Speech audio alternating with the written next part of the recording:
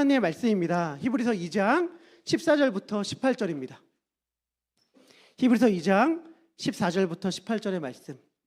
앞에 있는 성경을 보시면서 우리 한 절씩 교독하도록 하겠습니다. 제가 14절 읽습니다. 자녀들은 혈과 육에 속하였음에 그도 또한 같은 모양으로 혈과 육을 함께 지니심은 죽음을 통하여 죽음의 세력을 잡은 자 곧 마귀를 멸하시며 한평생 매어 종 노릇하는 모든 자들을 놓아주려 하심이니 이는 확실히 천사들을 붙들어 주려 하심이 아니요 오직 아브라함의 자손을 붙들어 주려 하심이라. 그러므로 그가 범사의 형제들과 같이 되심이 마땅하도다. 하나님의 일에 자비하고 신실한 대제사장이 되어 백성의 죄를 속량하려 하심이라. 함께합니다. 그가 시험을 받아 고난을 당하셨은즉 시험 받는 자들을 능히 도우실 수 있느니라. 아멘. 반갑습니다. 웰컴 홈. 하나님의 집 그리고 여러분의 집에 오신 것을 환영합니다. 오늘 이 가운데서는 오랜만에 혹시 예배를 드리시는 분도 있으실 수 있겠다라는 생각을 하게 됩니다. 그리고 또 날마다 예배를 드리지만 오늘 이 예배가 뭔가 특별하게 가슴이 와닿는 분도 있지 않을까 싶어요. 중요한 것은 오늘은 이렇게 좀 생각했으면 좋겠어요. 어떻게 생각했으면 좋겠냐면 우리 교회가 친숙하고 우리 교회를 처음부터 우리 교회가 시작될 때부터 함께 나온 분이라고 하더라도 오늘은 마치 오늘 처음 우리 교회에 오신 것처럼 오늘 처음 저라는 사람을 만나고 오늘 처음 교회에 나온 사람처럼 하나님의 말씀을 들으시면 좋겠습니다. 왜냐하면 주님께서 우리들에게 너무나도 익숙한 부활의 이야기가 조금은 달리 신선하게 들리기를 원하신다라는 생각이 들어서 그래요. 그래서 오늘은 나 이 교회 처음 왔는데, 나 처음 설교 듣는데, 나 부활의 이야기 처음 듣는데 라는 마음을 가지고 초신자의 마음으로 한번 예수님의 이야기를 들었으면 좋겠습니다. 우리가 사실 일주일 동안 세상을 살면서 들었던 이야기는 분명합니다. 세상이 우리들에게 들려주는 메시지는 분명해요. 그게 뭐냐면 더 높이 올라가라, 더 많이 가져라, 더 많이 얻어라 라고 하는 거죠. 여러분 질문할게요. 여러분들 가운데 혹시 이런 생각하시는 분 있으세요? 나 회사에서 승진이 너무 빨리 되는 것 같아. 이렇게 되면 안 될 것 같은데 좀 정신을 차려야지. 이렇게 빨리 승진이 되면 안 될 것 같으니까 일부러 승진되는 시간을 타이밍을 좀 더 늦춰야 될 것 같아 라고 생각한다든지, 아니면 사업을 시작했는데 사업이 너무 잘 되는 거예요. 잠깐만, 사업이 왜 이렇게 잘 돼? 잠시만, 정신 차리고 사업 잘 되는 걸 조금 줄여나갑시다. 사업이 너무 잘 되면 좀 이상해. 좀 사업이 덜 잘 되도록 노력합시다 라고 생각한다든지, 나 왜 이렇게 회사에서 월급을 많이 주지? 나 회사에 월급을 좀 적게 달라고 얘기를 해야 될 것 같아. 나 이렇게 돈을 많이 받으면 좀 불안해 라고 하면서 회사에 가서 사장님, 저 월급을 좀 줄여주십시오. 월급을 많이 받는 것보다는 전 좀 적게 받는 걸 원합니다 라고 생각하시는 분은 아마도 없을 것입니다. 우린 누구나 다 더 많이 얻고 싶고 더 높이 올라가고 싶죠. 그리고 상대적으로 베풀거나 나눠주거나 우리의 것을 희생하는 데에는 인색합니다. 사랑을 베푸는 데에도 우리는 계산하잖아요. 심지어 누구에게도? 심지어 남편에게도, 아내에게도, 자녀에게도. 우리는 그런 사람에게도 인색해요. 어떻게 알아요? 내가 이렇게까지 해줬는데 당신 어떻게 나한테 이럴 수 있어? 내가 이렇게까지 헌신했는데 당신 어떻게 나한테 이렇게 소홀할 수 있어? 라고 생각을 한다는 건 뭐예요? 우리가 정말 온 마음 다하여 사랑한다고 말하는 가족에게조차도 우리는 인색하다라는 것이죠. 왜 그럴까요? 우리는 우리에게 도움이 되고 우리에게 무언가를 나누어주고 우리에게 무언가를 베풀어주는 사람을 가까이 하고 싶지, 만날 때마다 나에게 무언가를 뜯어가려고 하는 사람, 만날 때마다 나에게 무언가를 얻어가려고만 하는 사람들은 친하게 지내고 싶지 않고 우리 곁에 두고 싶지 않습니다. 나는 마음 다하여 사랑하는데 나의 감정이 일방적인 것만 같고 나의 감정 소비가 쌍방향 소통이 아니라 나만 해당되는 것 같을 때에 우리는 더 이상 그런 관계를 유지하기 싫죠. 나만 소중한 것을 주었다가 그에게 아무것도 받지 못할까 염려됩니다. 그러니까 우리가 희생하기 싫어하는 것, 희생에 인색한 이유는 사실 분명하죠. 그러다가 나만 손해보고 나만 희생하고 결국엔 나만 망할까 봐 두려워서 그렇습니다. 양보하면 계속해서 뒤로 밀려날 것만 같고 희생하면 결국엔 나만 망하는 거 아니야? 라는 생각이 드는 거죠. 성경은 이 깊은 불안의 정체를 죽음이라고 이야기합니다. 우리 히브리서 2장 15절의 말씀인데요, 우리 한번 같이 읽어보도록 하겠습니다. 히브리서 2장 15절 말씀 준비됐나요? 읽겠습니다. 시작. 종로로 사는 것, 이렇게 이야기해요. 우리의 깊은 불안의 원인이 뭐냐라고 하면 죽음의 세력에 매여 종로로 타는 것이라고 이야기합니다. 여러분, 죽음이라는 것은 단지 생물학적으로 심장이 멈추고 호흡이 끝나는 걸 이야기하지 않아요. 이런 거죠. 지금도 우리들에게 속삭이는 음성입니다. 뭐라고 속삭여요? 너 그러다 죽어. 너 그러다가 망해. 너 그렇게 일방적으로 너만 회사에서 헌신하고 희생하다가 결국엔 너만 희생하는 거고 손해보는 거고 결국엔 너만 망하는 거야. 너 결국에 일방적으로 그렇게 사랑을 베풀다가 용서함 베풀다가 너만 호구가 되고 너만 뜯기다가 결국엔 그러고 망하고 죽는 거야 라고 하는 속상이죠. 우리는 우리가 죽지 않으려고 망하지 않으려고 발버둥 칩니다. 죽음의 세력을 잡은 자는 뭘 하냐면 우리가 죽기 싫어서 망하기 싫어서 발버둥 치게 하는 방식으로 우리를 자신의 종으로 삼는 거예요. 지금도 실패할까 봐, 나의 모든 수고가 헛됨으로 돌아갈까 봐 우리는 부단히 애쓰죠. 부단히 애쓰는 것 자체가 죽음의 세력의 종로로 타고 있다라는 증거입니다. 그럼 망하란 말인가? 죽으란 말인가? 노력하지 말란 말인가? 아니요. 노력하지 말고 망하고 죽으라 라고 하는 이야기가 아닙니다. 예수님의 부활이 우리들에게 이야기해 준 것을 제가 말씀드리고 싶은 거예요. 예수의 부활은 우리들에게 무엇을 알려주었는가? 예수의 부활은 우리가 그렇게 발버둥 치며 살지 않아도 괜찮다라는 이야기를 들려줍니다.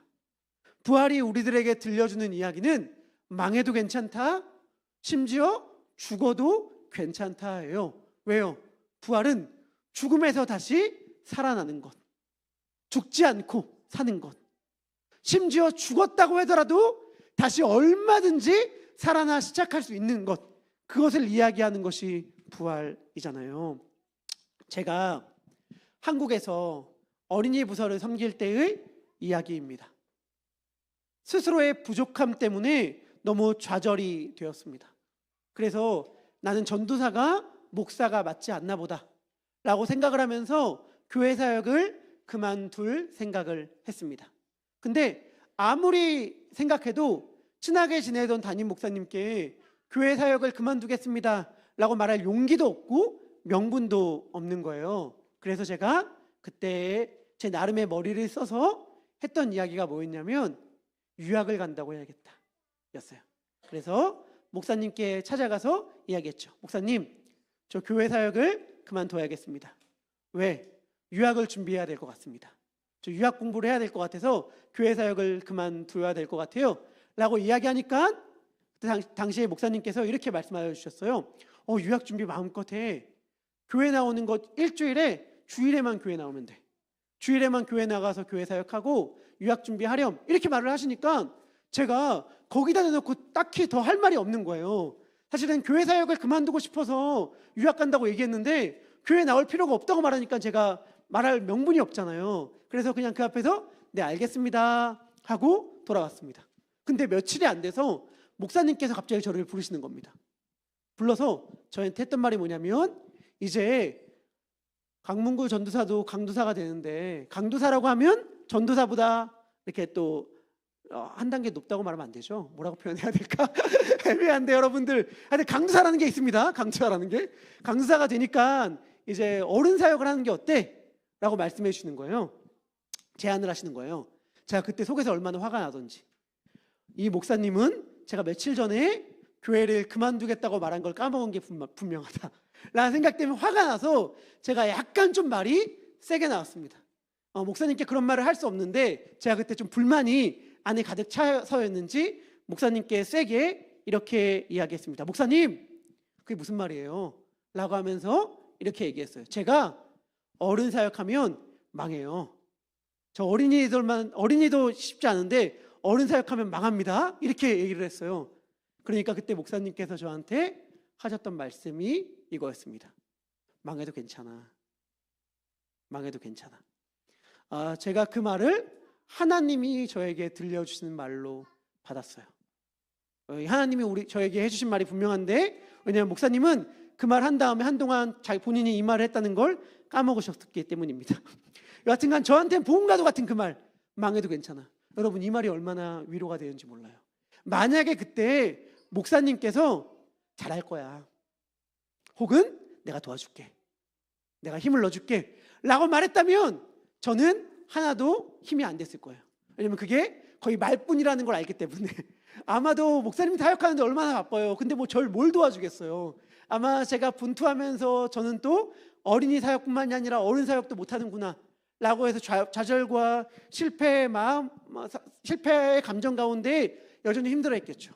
근데 그때 목사님이 저에게 한마디를 하셨는데 그 말이 저에게 엄청난 위로가 됐던 거예요. 망해도 괜찮아. 망해도 괜찮아.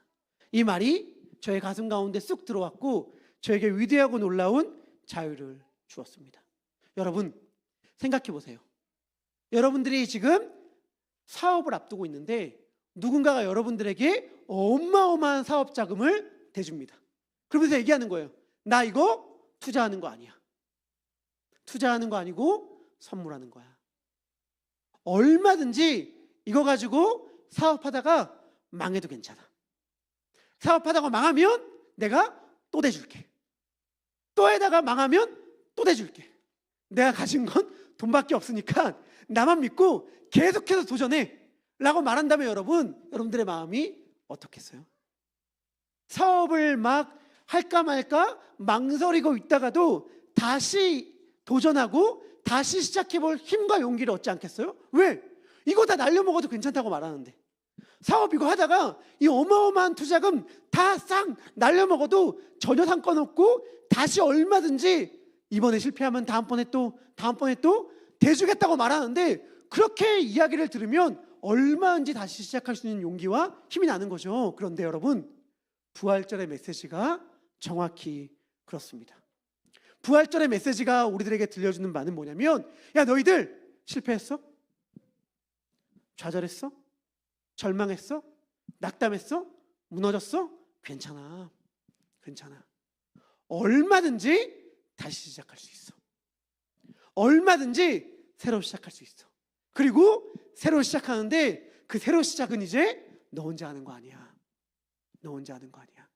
나와 함께 얼마든지 다시 새롭게 시작할 수 있어 라고 말하는 것이 부활절의 메시지입니다. 그리고 우리들에게 이 메시지를 전해주기 위해 하나님께서 하셨던 일은 그냥 학교에서 교장 선생님이 훈화 말씀하듯이, 그냥 우리와 하나도 상관없는 옆집 아저씨가 이웃이 지나가면서 힘내, 밥 잘 먹어, 몸 건강 잘 챙겨 라고 이야기하듯이 건네신 말이 아니었습니다.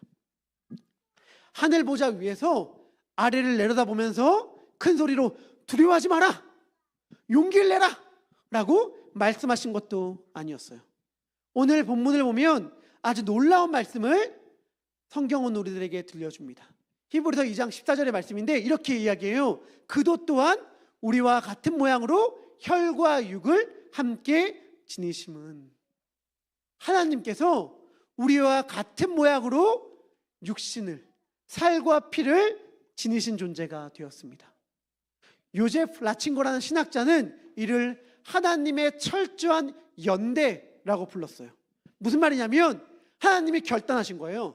하나님이 뭘 결단하셨냐면 우리와 똑같이 아프고, 우리와 똑같이 슬프고, 우리와 똑같이 배고프고, 우리와 똑같이 외로우시기로 작정하셨다는 거예요. 우리가 겪는 지독한 외로움과 실패의 센 잔을 하나님께서 직접 마시기 위하여, 맛보시기 위하여 인간이 되셔서 우리 가운데 찾아오셨습니다. 얼마 전에 우리 교회에 오셨던 김보규 찬양 사역자님의 찬양 가사 중에 이런 가사가 있더라고요.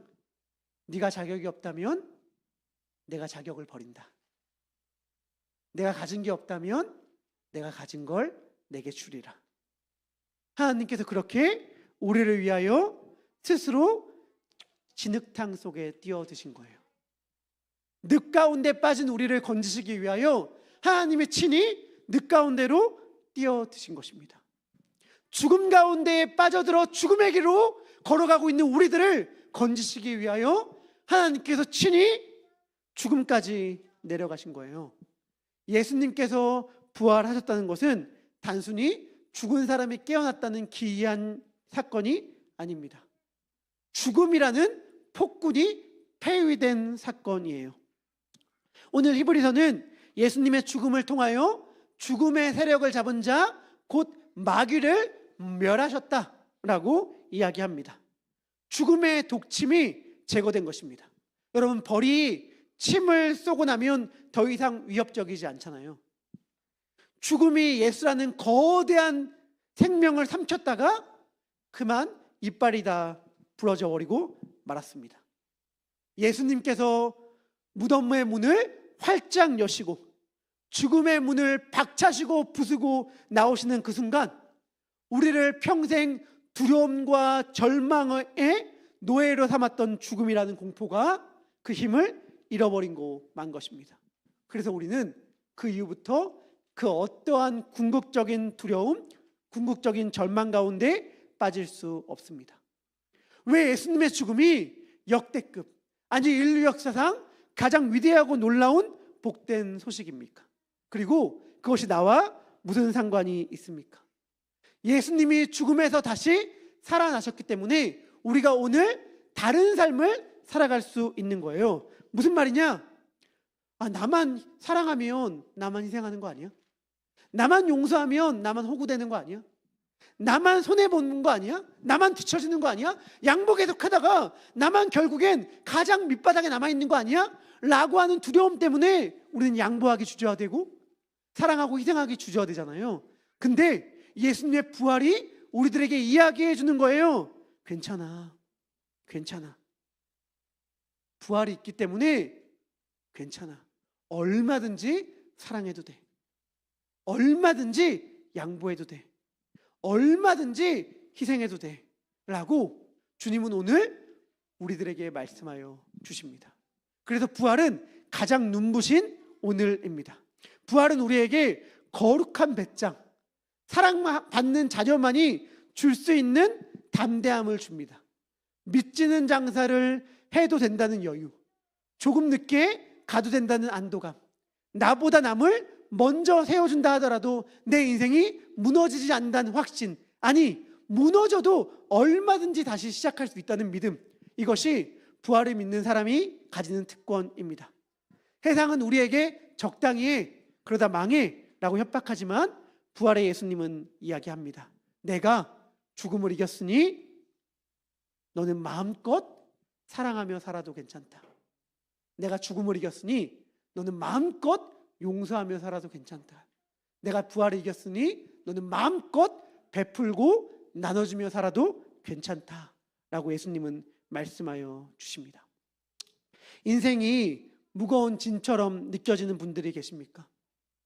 나의 모든 삶의 수고가 헛되게 돌아가는 것만 같고 아무런 의미 없는 것만 같고 가족을 위해 아무리 열심히 희생해도 가족은 그 사실을 못 알아주는 것만 같고 자녀를 위해 아무리 마음을 써도 내 자녀는 오히려 나의 마음을 아프게만 하고 내가 회사를 위해 아무리 헌신한다 하더라도 나에게 돌아오는 것은 아무것도 없어서 두렵고 지치고 무서워하고 절망 가운데 계신 분들이 혹시 계십니까? 오늘 이 자리 가운데서 예수님께서 하시는 말씀이 우리들에게 진정한 자유를 선물해 주는 말씀이 되기를 소망합니다. 히브리서 2장 18절은 이렇게 우리에게 약속합니다. 그가 시험을 받아 고난을 당하셨은즉 시험 받는 자들을 능히 도우실 수 있느니라. 여러분의 아픔을 아시고 죽음의 공포를 이기신 그분이 지금 여러분들의 손을 붙잡고 계십니다. 죽음이 이긴 것 같이 보이는 세상 한가운데서 부활의 생명으로 다시 시작하는 우리 모두가 되기를 소망합니다. 더 이상 죽지 않기 위해 발버둥 치는 인생이 아니라 죽어도 괜찮은 인생, 망해도 얼마든지 다시 시작할 수 있는 인생을 예수님과 함께 살아가십시오. 주님이 우리들에게 영원한 생명을 주시며 얼마든지 샘솟는 생명수로 공급해 주시면서 마음껏 사랑하고 마음껏 희생해도 괜찮은 아름다운 삶을 우리들 가운데에 선물해 주십니다. 그 주님을 믿음으로 주님과 함께 살아가는 우리 모두가 되기를 축원합니다. 부활하신 예수님은 우리 모두의 힘입니다. 이 시간 그 사실을 믿으면서 예수님의 부활이 우리들에게 영원한 생명을 주셨다는